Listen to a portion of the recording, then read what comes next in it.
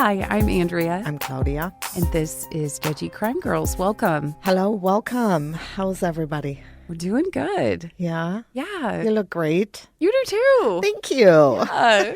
A hot, sweaty mess over here. It is really hot, which is funny because it's in the negatives outside. It's freezing. Mm-hmm.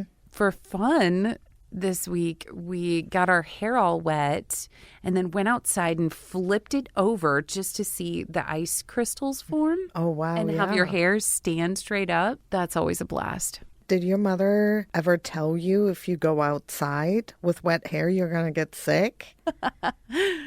It only took about 90 seconds to do it. I mean, it's totally not true. And it may be a cultural thing. But yeah, I even keep telling my kids, you cannot go outside with wet hair. You cannot shower when there's a thunderstorm going on outside. You're probably going to get electrocuted. They're like, you're so weird. You just can't do that. Yeah, you just can't. No, I'm with you there. It's definitely not smart. Right. But it was funny. Yeah. Well, I am so glad you guys had a great weekend. Listen, we wanted to give out some long overdue shout-outs are now being announced. Yes. And we have Becca and her faithful friend, Emma. Gosh, I'm so happy you're here, Becca and Emma. Both of you have been longtime listeners and fans of the show, and we're here for it. We love you guys. Emma is her Labrador. Yes. And is totally adorable. She's so cute. And maybe we're a little biased because we both have chocolate labs too. We're dog moms. Yes, totally. Jen. Rachel. Michelle. Molly. And another Molly. Yeah, we have 2 Mollys this week. Nancy Ray. And Peter. All just joined our exclusive Judgy After Dark. And for just $3 a month, you too can be a part of our little JCG crew, where we dive into these exclusive cases every single Friday. They're ad-free. They're just for you. It's like a present that Claudia and I wrapped up, taped, put a really bloody bow on top, and sent to you. Yeah, when you sign up, you do get a shout out on the show. And if you send us your address, we will send you a super cute and funny thank you card in the mail. It's a nice touch. Yeah. Because we do have hearts. So I know for about a month I've been telling you I haven't been watching anything, but I totally lied. I actually forgot that over Christmas I watched a show called A Murder at the End of the World, and it's on Hulu, and it's a mystery series with a new kind of detective at the helm, a Gen Z amateur sleuth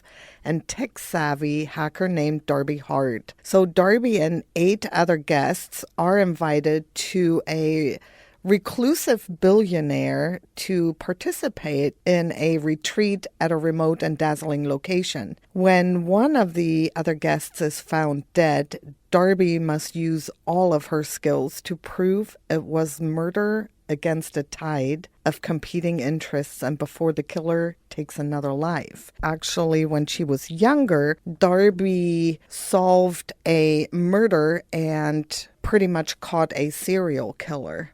And then she wrote a book about it. And so now she's like this new detective, even though she's not a real detective, but she's like an amateur sleuth. Love that. It was actually really, really good. Awesome. And then over this weekend on Saturday, I watched Fool Me Once. I saw that. Did you love it? I absolutely loved it. Had so many what the fuck moments, and I kept yelling, oh my God, what? And my husband kept peeking around the corner. What happened? It was really, really good. If you have not watched it yet, I highly recommend watching Fool Me Once. And that's a true documentary? No, not at all. It is based on Harlan Coben's book. Okay. It's this woman, she sees her murdered husband on a secret nanny cam. And from there, she uncovers like a deadly conspiracy that stretches deep into the past. I mean, lots of twists and turns. If you are looking for more of a documentary style show, I would recommend Daughters of the Cult, which I watched with my daughter, and it's on Hulu, and it is about Ervil LeBaron's cult. He very much believed in polygamy and used religion as a manipulative tool, as they typically do. Right. And he had upwards of 50 children. It was insane, crazy.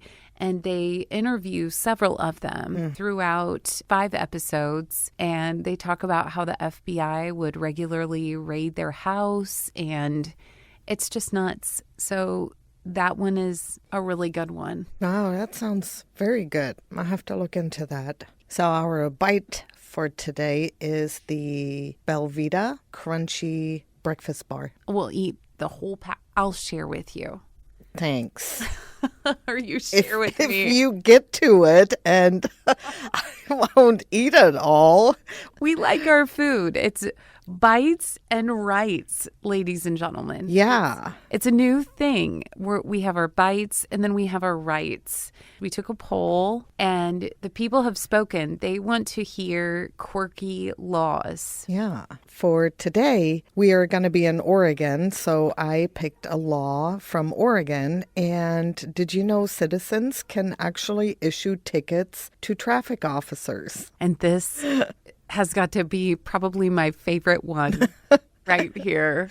Oregon is beautiful. I absolutely love it there. But according to state law, a private party can issue a ticket in a couple of situations, even to police officers. And these tickets are referred to legally as citizen citations. So this law says that a person other than an enforcement officer may commence a violation proceeding under this section only for boating violations, traffic violations, violations under the wildlife laws, and violations under the commercial fishing laws. So I'll be in Oregon just handing out tickets left and right. You get a ticket, you get a ticket, everybody gets a ticket. Have you ever seen those notepads with citations on them? Yeah. I used to have them at work for fun. And it would be like, you're too annoyingly good at this or whatever. You'd fill it out and hand them out to your coworkers. Yeah.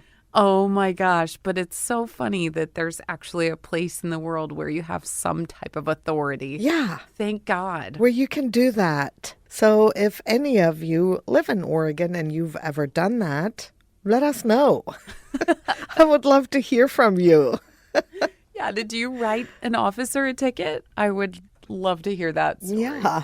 So I do have a nonprofit to go along with everything, and this is the Pacific Northwest Search and Rescue, which is an all-volunteer nonprofit search and rescue team. They currently have over 100 volunteers of all backgrounds sharing a common goal, dedication to helping people lost or injured or even deceased. And the team members are firefighters, business professionals, bartenders, police officers, retirees. It doesn't matter who you are, you can join. And all they require is a $55 non-refundable application fee when you decide to apply for the membership. And when they accept you onto the team, the fee covers your first uniform shirt. That is amazing. They are available 24/7. Doesn't matter the weather. If even law enforcement need them to go out looking for a lost hiker, they call the PNWSAR and they go out and try and find them. That's beautiful. Yeah. Beautiful people. I know. Love and that. All volunteers. I love that. And I will put the link to their website in the show notes so you can check them out. Cool people on that team. Well, what do you have for us today? Well, as I mentioned earlier, we're going to Oregon, and I'm going to be telling you about the abduction and murder of Sherry Eylery an 18-year-old Domino's pizza delivery driver who disappeared without a trace in Salem, Oregon in 1982 after getting called out for a delivery. Adela's psychic's dramatic vision and an unknown serial killer are among the twists and turns in this story. You know I'm here for it. So it's July 4th, 1982. You were almost born. The world didn't even know me. Not yet. Okay. Like July 4th, 1982, I can see everyone with big hair, wearing red, white, and blue, probably T-shirts with the flag on it and tank tops. And yeah, just celebrating our Independence Day. I can smell the sunscreen already that my mom has slathered all over me. Yes, yeah, everybody was out celebrating, but not poor Sherry Eylery. She was working as a pizza delivery driver for Domino's Pizza in Salem, Oregon. She was pretty new to the job, and she had only worked there for about a month on the day of July 4th. Sherry had recently graduated from Sprague High School, and she was sharing an apartment with her cousin Cindy in South Salem. And what makes her story so haunting is that she wasn't even supposed to be working on the day of her disappearance. Well, I was just gonna say, of all days to be new, and Yeah. it's the 4th of July. Nobody wants to cook on the 4th of July. Right. I mean, I don't. You got a bunch of people over. I'm sure they were slammed. Since it was Independence Day, her coworker asked Sherry to cover her shift so that she could go to a party. And being so new at her job, Sherry, of course, agreed to take the shift and went into work that day. I mean, what else are you going to do? We've all been there. When they call or whatever, hey, can you come to work? It's your new job. What are you going to say? No? Of course you're going to go. Right. So sometime around 9 p.m. that evening, Domino's Pizza received a phone call with an order. The caller was described as a middle-aged man who said his name was Dunbar. And towards the end of that conversation, the caller mentioned that they had previously gotten pizza from another female driver who drove an orange Volkswagen. And the man said that she would know where the address was. And once the caller hung up, they all realized that the girl with the orange Volkswagen was not even working that night. And so they had to call the guy back. So the callback number was actually for a motel, but the man said he would be at a location on River Haven Drive near Brown Island Road. And this is a heavily wooded area near the Willamette River. So Sherry loaded up the 3 pizzas that were ordered, and she drove off in her Ford Pinto to that address. At around 10 p.m., a guy on his way home from the fireworks found Sherry's car on the side of the road with the driver's door open and the engine still running. Her hat and pizza boxes were scattered on the ground around it, and there was signs of a struggle. So one of the boxes had a tire track on it, and another box had a boot print on it. No trace of Sherry was found at the scene, but it was obvious once the police got there that she had been abducted. Did he touch that pizza? The guy that found them? Yeah. No. Good. He just called the police right away. So investigations were soon underway to determine more about the person who made the phone call prior to Sherry's disappearance. Now, they found out that that guy, first of all, had given a fake name of Dunbar, and the address he gave didn't even exist. There was no such address. So police were left with very little clues. The next day, someone did call in with a ransom demand for her safe return. At the Domino's? Yes.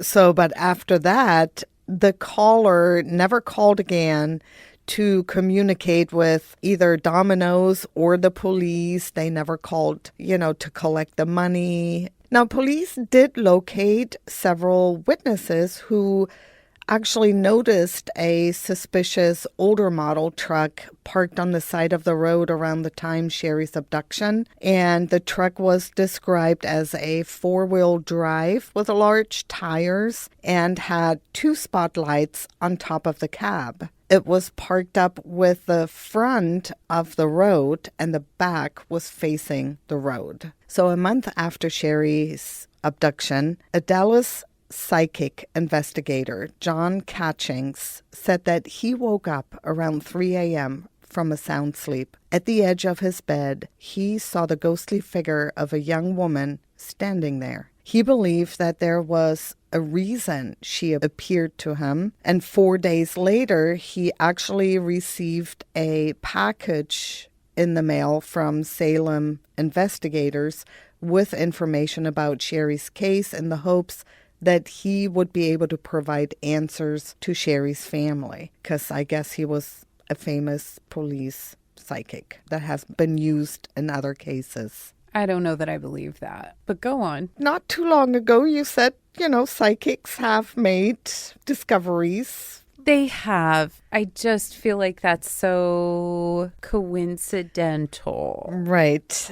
So when he opened the package and he saw the picture of Sherry, he realized that she was the woman he had seen in his bedroom 4 nights earlier. His first impression was that she was not missing, but she was actually dead. And after reviewing the case, Catchings traveled to Oregon and was taken to the scene of Sherry's abduction. While there, he had visions of what he believed happened that night. He claimed Sherry was driving down the road looking for an address that she couldn't find because it didn't exist. She was approached by a pickup truck with several lights on it. The driver told her that he ordered the pizzas and gave the wrong address. And as she got out of her car to give him the pizzas, he grabbed her from behind and dragged her into his truck. Now, as they walked around the abduction site, Catchings asked if the police had a list of maybe possible suspects that drove a green-colored pickup truck. And the officer said, yeah. And as he read the names, one of them stood out to Catchings, and the man's name was Darrell J. Wilson. Catchings felt that he had something to do with Sherry's abduction. Now, Wilson was already a suspect because Wilson's sister-in-law had contacted investigators and told them that Wilson owned a lime green pickup truck, but he painted it brown just 8 days after Sherry's abduction. And according to the sister-in-law, he actually knew Sherry. But when he was questioned by police, he was nervous, jittery. He also had a known drug problem, and he was very evasive to questions and denied ever knowing Sherry. Now, this one's for you. On August 21st, 1982. Shut up. That is funny. What's happening?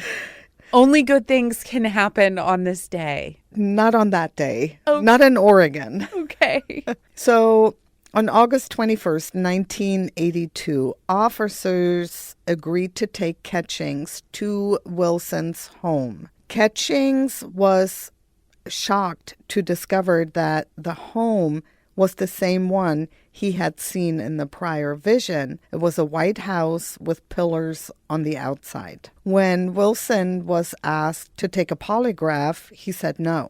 However, he said he was willing to talk to the psychic. Catchings then came out of the car and met with Wilson, and Wilson told him of how he was camping with friends at Elk Lake that night of Sherry's abduction. This was around a 2.5-hour drive away from Salem, but there were about 8 hours that he was unaccounted for during that day. So John Catchings, he was sure that Wilson was responsible for Sherry's disappearance. He just knew it. They left Wilson's house because they didn't have anything on him at the time and couldn't arrest him. So they all left the house, but less than 2 hours later, police were called back to his home. He had committed suicide. Now, this action kind of further implied his guilt to the police and the community. They just knew that he did it. Yeah. So police worked to find evidence to implicate Daryl Wilson in the case, but they found none. And without any new leads, Sherry's case turned cold.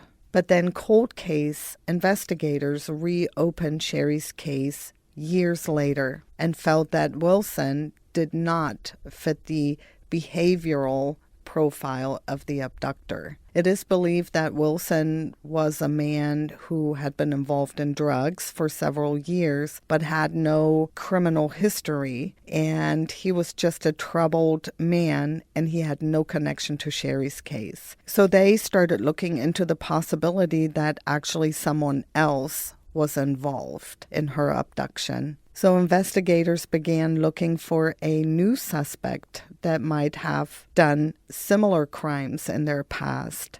And eventually, they found a case that seemed strangely familiar and happened about 1.5 years after Sherry's disappearance. Katie Redmond left a college party around 2 a.m. and her car was found with the motor running in the middle of an intersection and the door wide open, and there were signs of a struggle. Oh. Now, her body was later found by the river. Now, since these cases seemed so similar, they thought, well, let's look, if anybody has been found, and Katie's killer had been caught while Sherry's killer was still at large. So Katie's killer was identified as William Scott Smith, and he was convicted in Katie's murder and that of another murdered girl, Rebecca Darling.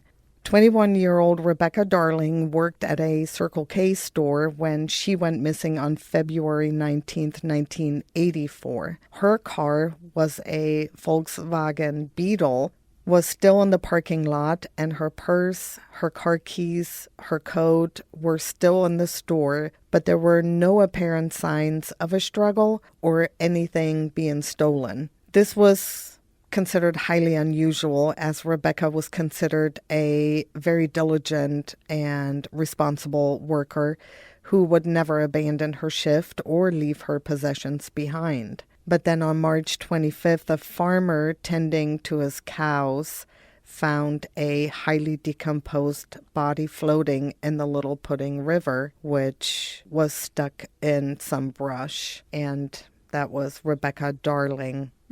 Now, initially, William Scott Smith was questioned about Sherry's disappearance, but he denied any involvement. He claimed that he was driving truck in Washington State at the time. He wasn't even in Oregon. However, years later, investigators took another look at Smith, and they found that he had actually been stopped and questioned by police near Salem within hours of Sherry's abduction. So he lied about being in Washington when she was abducted. Well, there you go. There's where lies get you. Yes. So now they had to try to connect Smith to Sherry. So they go to the prison where he was already serving 2 life sentences and ask his cellmates if Sherry's name had ever been mentioned in the years he had been behind bars. And 2 prisoners stepped forward and claimed he had admitted to being involved in an incident with the pizza girl. They were able to actually record his confession on cassette tape and gave it to the police. Nice. Cassette tape, sorry. So in 2007, the police had the evidence they needed, but Smith still wasn't talking. They offered him a chance to actually switch prisons if he confessed, which motivated him to start talking. Smith claimed that he actually was in on it with his good buddy Roger Nosev. He said that Roger ordered the pizzas and they waited for her to arrive. And when Sherry arrived, Smith flagged her down. When she got out to grab the pizzas, he and Roger grabbed her and dragged her into the truck. They then took her to an area near Smith's parents' home where he strangled her. He then dumped her body into the Pudding River, where he had dumped the other two victims. The description Smith gave matched the actual physical evidence at the scene of the crime. Smith admitted that Sherry wasn't the woman they had planned on kidnapping. They had seen one of her co-workers before and they wanted her, but Sherry ended up taking her shift that night. I'm wondering if the general public knew that about the case, or if that's something that was hidden so that when they asked.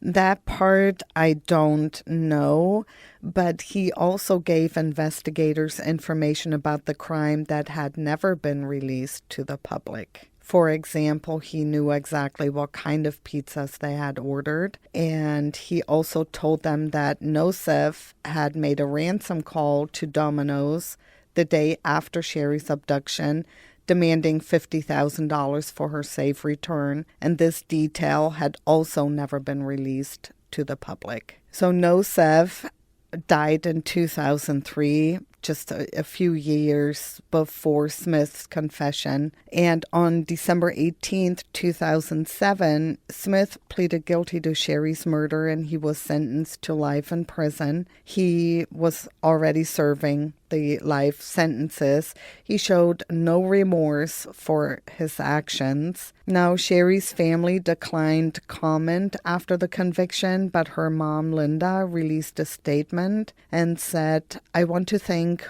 all the law enforcement personnel who worked so hard these last 2.5 decades to bring some justice for Sherry and the people who loved her so. I have special gratitude for the cold case team, which never forgot about my daughter and never gave up trying to bring her a definitive resolution to her murder." Now, in October 2012, Smith actually confessed to another murder. He confessed to killing Terry Monroe on February 12th, 1981, which was before Sherry. 21-year-old Terry Cox Monroe, a clerk at a Payless in downtown Salem, went to the Oregon Museum Tavern with some friends. And after chatting and smoking cigarettes with them for some time, Terry said that she needed to go outside to get some fresh air, but never went back in. The next day, friends and family got worried because Terry did not show up for work, and the authorities were called in, and 2 hours into the search, her clothing and personal documents, which is probably her license and stuff, were found on the banks of the Willamette River. And on March 15th, a boater crossing the river spotted the body of a woman wedged between debris and called the police. And the body was positively identified as Terry's. And after Terry's murder for a brief period, they thought maybe at first her killing may be linked to the I-5 killer, but this was quickly ruled out and the case went cold until he confessed in 2012. They probably never would have known. No, they wouldn't have. So Smith still remains behind bars and is considered a possible suspect in other murders as well. And Sherry's body has never been found. Oh, no. Has never been recovered. That river, I mean, you just kept saying, and this body was discovered, and this one, and I just kept thinking, wow, this is why I don't go near rivers. Yeah. During that time, the river was, the water level was very high. And she probably, I don't know, washed away. Oh, that's so sad. Yeah. They finally, after 25 years, found out who murdered her, but they never really properly got to say goodbye. Wow, that was a good one. And so scary. Yeah. Any type of delivery, I think, is terrifying. Whether you're Uber Eats or DoorDash, all those things, they all involve a certain level of risk. Oh, for sure. That's so scary. And what do you guys think about the psychic? I never really know how to feel about them. I know there have been cases solved with the help of a psychic. What do you guys think? I agree with you. I do. I think that there are genuinely people out there that can help. But I do, and this is so weird too, like, I guess I didn't even realize this until I'm saying it out loud, but I guess I do believe, like, in object permanence, when you pick up something that once belonged to someone else, that, like, somehow that spirit could come to you, like, through that item. That sounds very far-fetched, but way more believable than just some rando ghost approaching you several days before you even knew you were getting their case. That sounds a little more believable to me. That you would pick up their item and then this revelation would come to you then after. Yeah. Why one seems more believable than the other, I don't know. Yeah, I don't know. Maybe because it's something you yourself could touch. And I mean, even us, if we touch an object, sometimes we have some kind of emotional feeling about an item. I guess my thinking, it only goes so far. Could I be. hear ya. Yes. I know what you mean. But yeah, would love to hear from you guys, what you guys think about psychics and crimes. Are they helpful or harmful? Good question. Well, great case. We hope you guys have an amazing week. Visit our website, judgykrimegirls.com, and visit all our socials to check out pictures from this week's case. Yeah. If you haven't already followed us, I'm sure we're friends on all the places. Yeah. And if not, go follow us on all the places. Yep. Well, have a great week. Thank you so much for listening. So stay sassy. Stay judgy. And stay tuned in with the Judgy Crime Girls every other week. We love you so much. Okay, bye. Bye.